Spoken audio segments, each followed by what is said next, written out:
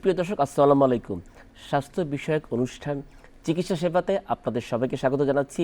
আমি ডক্টর মোহাম্মদ আসফুজ্জোহা রাজ, মহাসচিব, Bangladesh federation of dental science. চলছে আত্মশুদ্ধির মাস, পবিত্র মাস রমজান মাস। এই সময়ে খাবারের পরিবর্তন বলি বা যারা ক্রনিক রোগে ভুগছে তাদের ওষুধের পরিবর্তনের সময়ের কারণে কিন্তু নানা ক্রনিক রোগ এই সময় মাথাচাড়া দিয়ে ওঠে।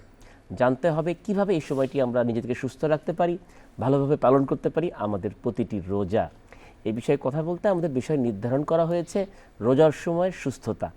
এই বিষয়ে কথা বলতে আমাদের স্টুডিওতে আমন্ত্রিত হয়েছেন অধ্যাপক AKM আমিনুল হক, মেডিসিন বিশেষজ্ঞ, আনোয়ার খান মডার্ন মেডিকেল কলেজ। স্যার, আপনাকে স্বাগত আজকে আমাদের আয়োজনে। আসলে এই যে একটি রোজার মাস যাচ্ছে, এই সময় কিন্তু বিভিন্ন রোগ অনেক সময় বেড়ে যেতে পারে। আপনাদের কাছে কোন কোন রোগ নিয়ে রোগীরা আসলে বেশি আসে এই সময়? আমাদের কাছে আসলে যাদের ক্রনিক ডিজিজ আছে, মানে আগের থেকে অসুস্থ, বয়স্ক লোক, যেরকম ডায়াবেটিসে ভুগছেন কিংবা হাইপার টেনশনে ভুগছেন, রেগুলার ওষুধ খান, তখন তাদের মনে একটা প্রশ্ন আছে যে সামনে তো রোজা, তা আমরা রোজা রাখতে পারবো কিনা, কিংবা রোজা রাখলে আমাদের কোনো অসুবিধা হবে কিনা, কিংবা চিকিৎসার কোনো পরিবর্তন করতে হবে কিনা, এই সমস্ত জিজ্ঞাসা নিয়ে রোগীরা রোজার আগে একবার ডাক্তারকে দেখাইতে চায়। এরপরেও কিন্তু বিভিন্ন রোগ বেড়ে যায়, যেমন আমরা বলি ডায়াবেটিস বিষয়টি, কারণ কখন যারা ইনসুলিন নেয় বা ওষুধ খায় তারা আসলে এই সময়ের পরিবর্তনটি কখন করে বুঝতে পারে না, ডাক্তারের কাছে যাইও না, মন গড়া পদ্ধতিতে অনেক সময় ওষুধ খেয়ে ফেলে বা ইনসুলিন নিয়ে ফেলে। আর ইফতারিতে তো আমাদের জানি আমরা গতানুগতিক যে খাবার থাকে ভাজা পোড়া, পাশাপাশি জিলাপির খুব প্রচলন থাকে, সেই মিষ্টি জাতীয় খাবার, ফলে অনেক কিন্তু সুগারটি বেড়ে যায়। তো আসলে ডায়াবেটিক রোগীদের জন্য আপনাদের এই সময় কী পরামর্শ থাকে? আসলে ডায়াবেটিক রোগী আমাদের দেশে দুই রকম। জি। একটা গ্রুপ হলো যে তারা শুধু ওষুধ খায় ডায়াবেটিস নিয়ন্ত্রণের জন্য, আর একটা গ্রুপ আছে যারা ওষুধও খায়, ইনসুলিনও নেয়। তো যারা ইনসুলিন নেয় এই রোগীগুলি আমাদের কাছে একটু ভালোনেবল। কারণ হলো ইনসুলিনের ডোজটা যেরকম নর্মাল অবস্থায় মানুষ তো 3 বার খায়, সকালে নাস্তা করে, দুপুরে খায়, রাত্রে খায়। কিন্তু রোজার মধ্যে তো ইফতার করার পরে সন্ধ্যা রাত্রে একবার খায়, আবার সেহরি খায়। তো এই রাত্রের মধ্যেই তার ওষুধটা খাইতে হবে। তো এই জন্য আমরা ইউজুয়ালি সকালে যে ওষুধটা খাই, এই ওষুধটা কিন্তু ইফতার করার পরেই সে খাইতে পারে। আর রাত্রে যে ওষুধটা খায়, এই ওষুধটা তার সেহরির খাওয়ার পরে কিংবা আগে খেতে হবে। ইনসুলিনের বেলায় যেটা হলো, সকালে যে ইনসুলিনটা তারা নিত সেটা কিন্তু সকালে সন্ধ্যা রাত্রে নিতে পারে। এই সময় কিন্তু ডোজ পরিবর্তন করার দরকার নেই, কারণ আমাদের দেশে কিন্তু ইফতার মানুষ অনেক খায়। এক তো বিভিন্ন ফল, তারপরে জিলাপি আছে, এরপরে অনেকে বুট, অনেক কিছু খায়। তো এই জন্য ইনসুলিনের ডোজটা নর্মাল যেটা সেটা রাখলে কোনো অসুবিধা নেই। কিন্তু শেষ রাত্রে সেহরির সময় যে ইনসুলিনটা নেয়, এই সময় কিন্তু অনেকক্ষণ তার ফাস্টিং থাকতে হবে, ইফতারের আগ পর্যন্ত তাকে ফাস্টিং থাকতে হবে। সেই জন্য আমরা বলি যে সেই সময় ইনসুলিনটা একটু কম নিতে হবে। রেগুলার ডোজের অর্ধেক নিলে তাহলে তার সমস্যা হওয়ার কথা না। তারপরেও যদি কোনো সময় যারা ইনসুলিন নেয় তারা কিন্তু যখন সুগার কমে যায়, তখন শরীর ঘামে, তারপরে ড্রাউজি হয়ে যায়, অস্থিরতা হয়, তারা কিন্তু বুঝতে পারে এরকম অ্যাটাকের অভিজ্ঞতা তাদের আগের আছে। তো রোজা রাখা অবস্থায় যদি এই সিচুয়েশান দেখা দেয়, তখন কিন্তু তাদের রোজা ভাঙতে হবে, রোজা ভেঙে তার চিকিৎসা নিতে হবে। যদি ওই ধরনের কোনো পরিস্থিতি না থাকে, তো দেখা যায় বেশিরভাগ লোকজনই একটু সচেতন হলে সে রোজা কমপ্লিট করতে পারে। আশা করি কোনো সমস্যাই হয় না। একইভাবে যদি আমরা উচ্চ রক্তচাপের রোগীদের কথা বলি, যে ওষুধটা তারা হয়তো সকালে খেত, দুপুরে খেত, তো রোজার সময় আসলে কখন তারা সেইভাবে অ্যাডজাস্ট করবে? রক্তচাপের খুব কম সংখ্যক রোগী মানে কয়েকবার ওষুধ খায়, মনে করেন সকালে খায়, রাত্রে খায়, দুপুরেও লাগে অনেকে, এদের সংখ্যা খুব কম। এদেরকে আমরা বলি যে রেজিস্ট্যান্ট হাইপারটেনশন। আর বেশিরভাগ ক্ষেত্রেই দেখা যায় যে একবেলা ওষুধ খেতে হয়। তো যারা একবেলা ওষুধ খায় তাদের জন্য কোনো সমস্যা নাই, তারা সন্ধ্যা রাত্রে ইউজুয়াল টাইমে সকালে যেটা খেত ওটা সন্ধ্যা রাত্রে। আর যদি দেখা যায় যাদের 2 বেলা ওষুধ খাওয়ার নিয়ম আছে, তারা কিন্তু সন্ধ্যা রাত্রে একবার খেতে পারে, আবার সেহরির আগে পরে একবার ওষুধ খেতে পারে, খেয়ে নিতে পারে। তাদের হাইপার টেনশনের বেলা অত বেশি অসুবিধা হয় না।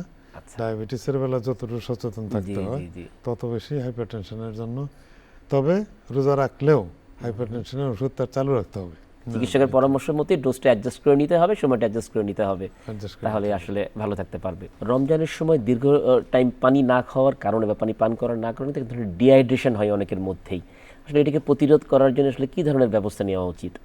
আসলে একজন নর্মাল মানুষের জি 6 থেকে 8 গ্লাস পানি খেলেই হয়, আচ্ছা, মানে 1.5 থেকে 2.5 লিটার। জি কিন্তু যেহেতু সে সারাদিন পানি পান করতে পান পারছে করতে না। পারে না রোজার কারণে, সেই জন্য আমরা তাকে বলি যে ইফতার করার সময় কিন্তু যতটুকু পানি খাওয়া যায় একবার একটা, এরপরে তারাবির নামাজ পড়ে জি তখন কিন্তু আবার 1-2 গ্লাস পানি খেলে, আর সেহরির সময় যদি 2 গ্লাস পানি খায় তাহলে কিন্তু আপনার 6 থেকে 8 অনেকটাই গ্লাস ব্যালেন্স পানি হয়ে যায়। জি জি জি তা ওই প্রত্যেকবারই পানি খাওয়ার সময় এটা খেয়াল রাখতে হবে যে একটু পরিমাণ পানি বেশি খাওয়ার জন্য। জি আরেকটা হলো যে জলীয় যেরকম শরবত, তারপরে স্যুপ, এই জাতীয় খাবার মানে সন্ধ্যা রাত্রে কিংবা ইফতারের সময় বেশি রাখা উচিত, জি যাতে মানে তার- তরল জাতীয় খাবার। জি তরল জাতীয় খাবার, যাতে তার ডিহাইড্রেশনটা না হয়। জি জি জি আর এমনিতে আমরা যেগুলো খাই, যে ছোলা পেঁয়াজ, এগুলো তো এমনিতে ডিহাইড্রেশন করে। আবার এটা আমরা জানি যে বিভিন্ন কোমল পানীয় কিন্তু অনেক সময় খেয়ে ফেলে অনেক মানুষ, এটাও কিন্তু মানে ডিহাইড্রেশন তৈরি করে বিভিন্ন কোমল পানীয়। রোজার সময় খাবারের ব্যাপারে একটু সচেতন থাকতে হবে, যে সমস্ত খাবার খেলে পেটের পীড়া দেখা দেয় জি কিংবা পেটের সমস্যা হইতে পারে, যেমন এই খাবারগুলি যেরকম বাজি, এই যে বড়া ছোলা বলেন, এগুলি অনেকে তো ইয়াং পুষ খাইতে পারে, কিন্তু অনেকের আবার সমস্যা হয়, দেখা যায় রোজার মধ্যে একটু খাই, জি জি এরকম একটা জি একটা চাহিদা প্রবণতা থেকে রয়ে অনেকে যায়। পিরাপিরি করে। জি আর এই যে দাওয়াত, জি বিশেষ করে সারা রোজা চলতে থাকে, জি জি বাইরে বিভিন্ন ধরনের আইটেম, জি এগুলি ধরেন সকালে অথবা শেষ রাতে পাক করে আর পরের দিন সন্ধ্যায় সার্ভ করে, এগুলিতে অনেক সময় অনেকের অসুবিধা হয়। আচ্ছা তাহলে আইটেম চুজ করতে হবে যেগুলি খাবার গরম, সেইগুলিতে পেটের অসুখ কম হয়। জি এই যে বাসি কিংবা পুরানো খাবার যাতে অ্যাভয়েড করে সেদিকে খেয়াল রাখতে হবে। তো রোজার সময় আসলে কিডনি রোগীরা যারা হয়তো ওষুধ খাচ্ছে কিডনির কারণে বা কিডনির নানা ধরনের জটিলতা নিয়ে আছে, এই রোগীদেরকে কি বিশেষ কোনো পরামর্শ রয়েছে? কিডনি রোগীদের কিন্তু যখন তাদের ক্রিয়েটিনিন একটা মার্কার আছে, যে ক্রিয়েটিনিন যতক্ষণ পর্যন্ত নর্মাল থাকে ততক্ষণ পর্যন্ত কিডনির রোগীরাও কিন্তু সব কিছু স্বাভাবিক মানুষের মতো খেতে পারে কিংবা ব্যবহার করতে পারে। জি জি যখনই ক্রিয়েটিনিন তার রাইজ করতে থাকবে জি তখন তার সাবধান হতে হবে, এবং জি। চিকিৎসকরা তাকে পানির পরিমাণ কমিয়ে দেয়, যে একটা নির্দিষ্ট পরিমাণ পানি তার মেপে দেয়। জি সারাদিনে খেতে হবে। জি জি এই জন্য তাদের একটু সচেতন বেশি থাকতে হবে, আচ্ছা যে পানির পরিমাণ যেহেতু তার কম আছে, জি এই জন্য তার খেয়াল রাখতে হবে। তারপরেও কিন্তু এই সন্ধ্যার পরে একটু বেশি পানি তার খেতে হবে। ওই যে রোজার সময়ে তার এটা রেস্ট্রিক্টেড যে নিয়মটা সেটা জি জি মেনে চলতে হবে, বাট সন্ধ্যা থেকে সেহরি পর্যন্ত তাকে পানি একটু বেশি খেতে হবে। অনেকে কিন্তু রোজার সময় দেখা যায় একটু মাথা ঘোরায়, বমি বমি আসে, বিশেষ করে ইফতারির পর, সেটা অ্যাসিডিটি হতে পারে, অন্য কোনো কারণেও হতে পারে। তো এটা কিন্তু প্রায় আমাদের বাংলাদেশের অনেক মানুষের এই জিনিসটা আমরা শুনে থাকি, যে ইফতারি করছে মাথা ঘুরছে বা বমি করছে ইফতারির পর। তো এই ধরনের রোগীদেরকে আসলে আপনারা কী ধরনের পরামর্শ দিয়ে থাকেন? না, মাথা ঘোরানো অসুখটা আসলে এটা বয়স্ক রোগীদের হয়। আচ্ছা বয়স্ক রোগীদের এমনিই কিন্তু মাথা ব্যথা কিংবা মাথা ঘোরানো হইতে পারে। জি আরেকটা হলো যে তারা কিন্তু বেশি পরিমাণ খাবার নিতে পারে না বয়সের কারণে। আচ্ছা বয়স যখন বাড়তে থাকে ক্ষুধাটা কমতে থাকে, জি জি তো যেহেতু তারা বেশি খাবার নিতে পারে না, সেই জন্য তারা শেষের দিকে বিকাল সন্ধ্যার দিকে ইফতারের আগে তারা কিন্তু দুর্বল হয়ে যায়। জি জি তো এই দুর্বলতার কারণে তার এই সমস্যাগুলি দেখা দেয়, কারো মাথা ব্যথা হয়ে যায়, আচ্ছা কারো মাথা ঘোরায়, কেউ আচ্ছা দুর্বল ফিল করে। জি জি ওনাদের হলো যে এই ইফতারের আগের টাইমটা, এই টাইমটা একটু রেস্টে থাকা ভালো, যাতে কোনো পরিশ্রমের কাজ না করা ভালো ওনাদের। একটু রেস্টে থাকলে জি জি ইফতার করার পরে আবার সেই কাজগুলি করতে পারবে। আচ্ছা অনেকে মনে করেন যে হাঁটার অভ্যাস আছে, জি প্রতিদিনই হাঁটে, জি না জি হাঁটলে সে ভালো থাকে না। এখন যদি সে এই রোজার মধ্যে সকালে কিংবা ইফতারের আগে হাঁটতে থাকে তাহলে তো সমস্যা।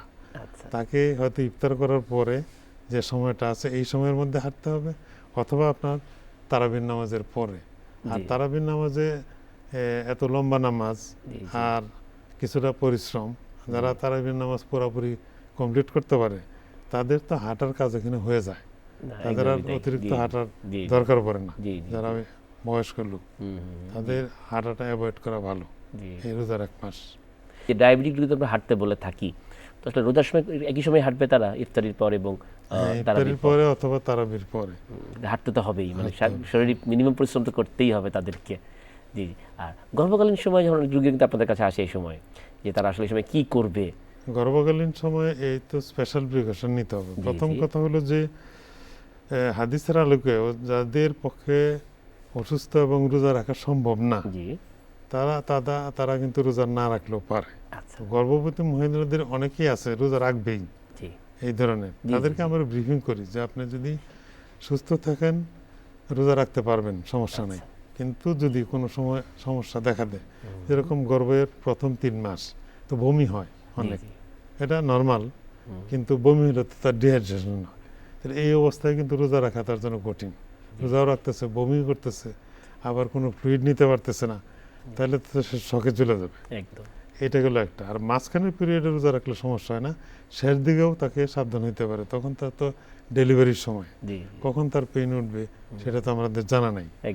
এই জন্য তাদেরকে বলতে হবে, যদি আপনি মনে করেন যে আপনি সুস্থ আছেন, রোজা রাখলে আপনার সমস্যা হচ্ছে না, তাহলে রোজা রাখবেন। এটা গেলো একটা।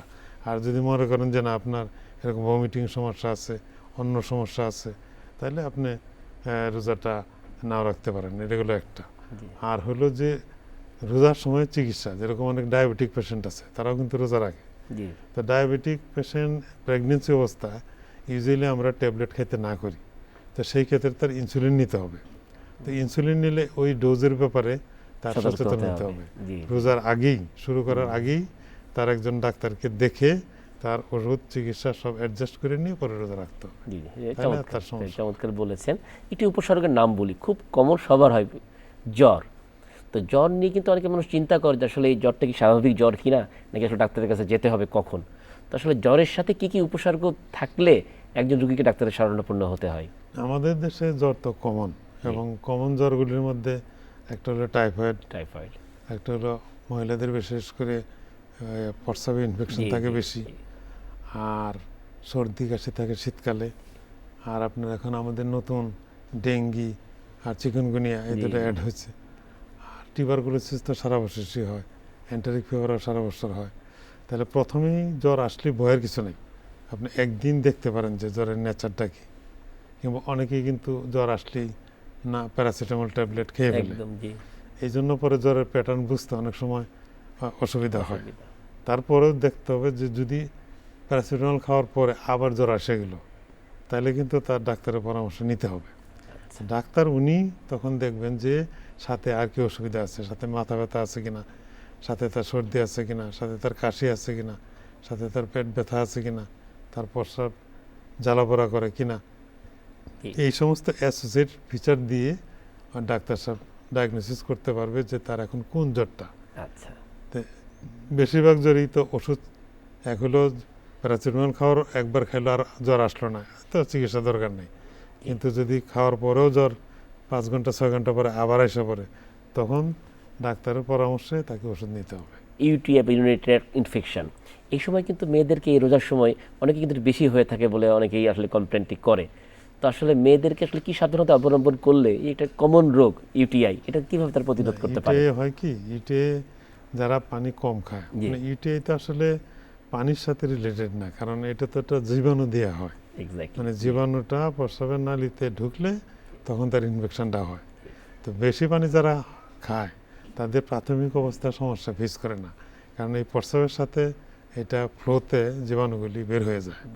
এই জন্য যেহেতু রোজার মধ্যে সে দীর্ঘক্ষণ পানি খেতে পারবে না, 12 ঘন্টা, কোনো সময় 14 ঘন্টা, এই জন্য এই ইনফেকশনটা থেকে যায় এবং এটা ফ্লারিশ করার সুযোগ পায়।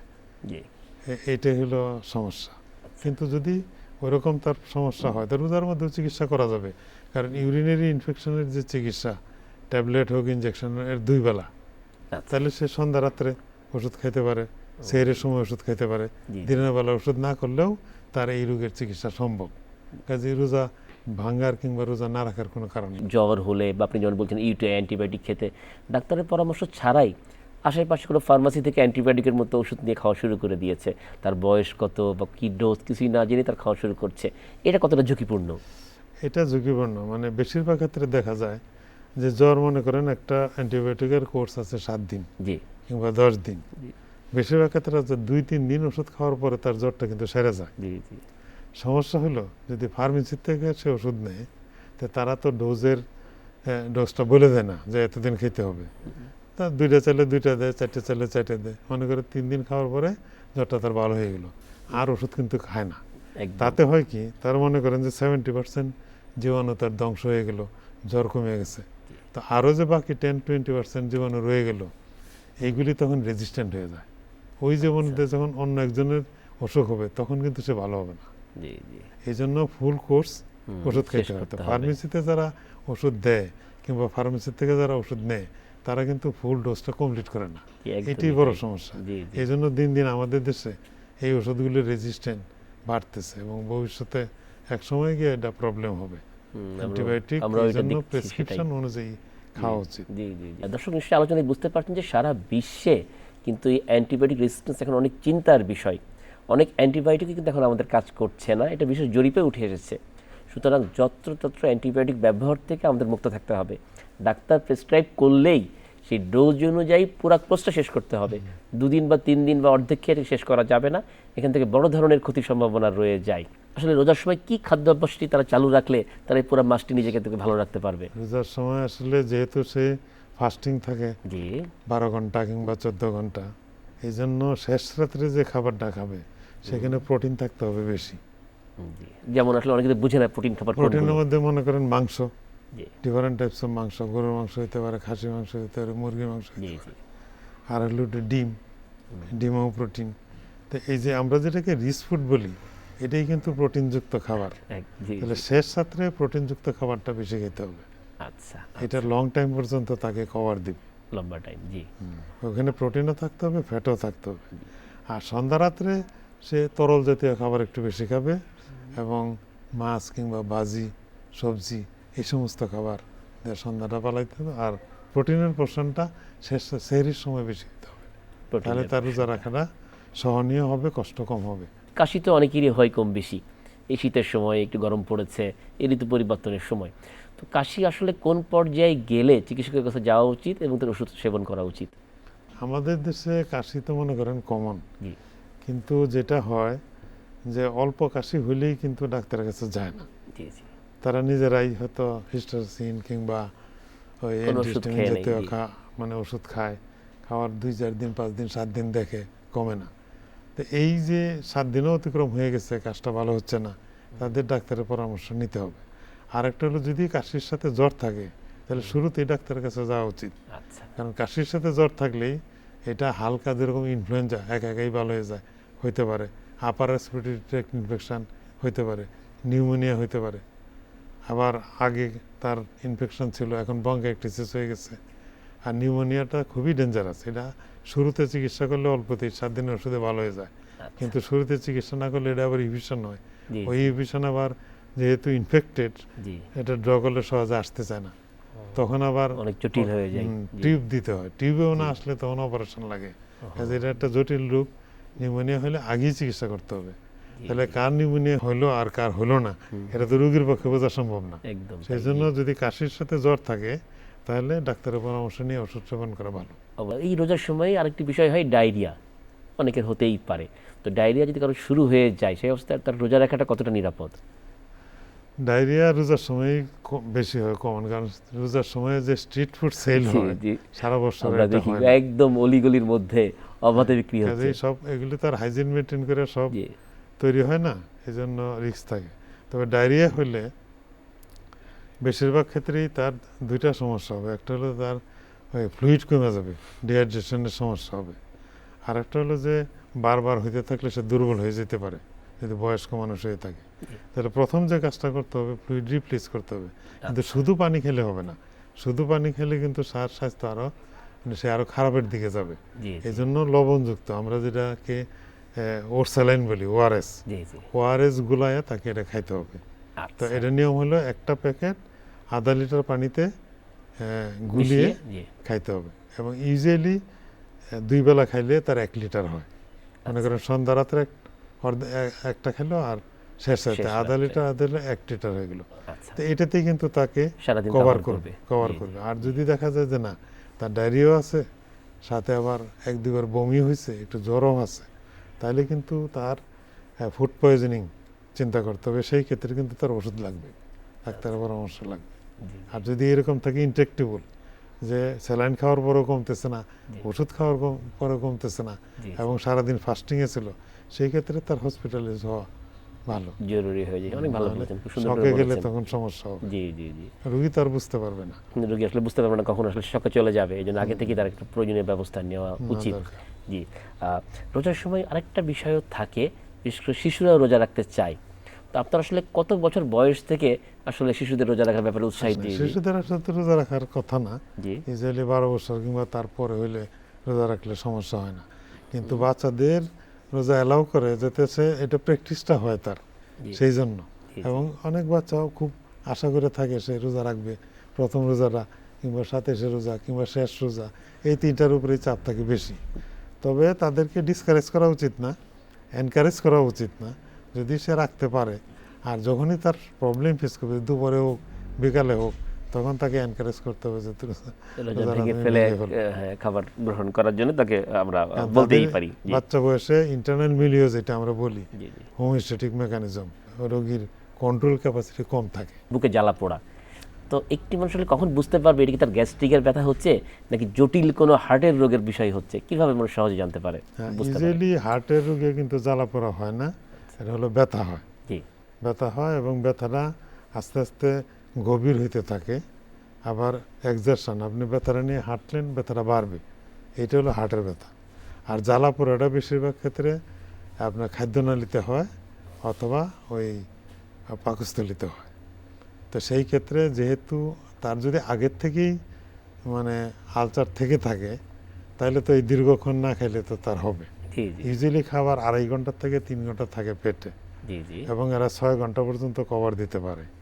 তো এই জন্য আমরা বলি যে শেষ রাত্রে প্রোটিন জাতীয় খাবার খাইলে, চর্বি জাতীয় খাবার খেলে তারটা কিন্তু দীর্ঘক্ষণ থাকবে এবং অধিক সময় কভার দিতে পারবে।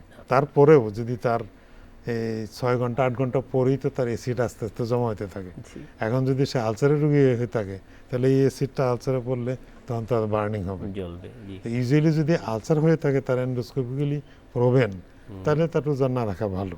আচ্ছা, আর যদি এমনি জ্বালা পোড়া থাকে কিন্তু আলসার নাই, সেই ক্ষেত্রে একটু প্রোকেশন, শেষ রাত্রে একটু বেশি খেতে হবে, পানি একটু বেশি খেতে হবে, তাহলে সে রোজা রাখতে পারবে। জি, ধন্যবাদ স্যার, অনেক মূল্যবান তথ্য দিলেন আমাদের দর্শকদের উদ্দেশ্যে। দর্শক, এতক্ষণ আমরা জানলাম রমজান মাসে কীভাবে আমাদের নিজেদেরকে সুস্থ রাখতে পারি, কারণ এই সময় আমাদের সুস্থ রাখলেই আমাদের সঠিকভাবে পালন করতে পারবো প্রতিটি রোজা। দেখা হবে আগামী পর্বে অন্য কোনো বিষয় নিয়ে। ততক্ষণ ভালো থাকবেন, সুস্থ থাকবেন। আল্লাহ হাফেজ।